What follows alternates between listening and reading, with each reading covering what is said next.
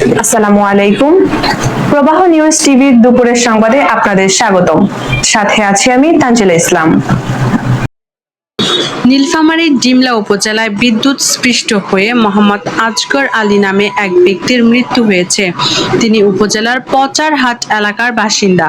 স্থানীয়দের মতে হঠাৎ বিদ্যুতের সংস্পর্শে এসে গুরুতর আহত হন তিনি। পরে স্থানীয়রা দ্রুত উদ্ধার করে ডিমলা উপজেলা স্বাস্থ্য কমপ্লেক্সে নিয়ে গেলে কর্তব্যরত চিকিৎসক তাকে মৃত ঘোষণা করেন। ঘটনার পর এলাকায় শোকের ছায়া নেমে এসেছে।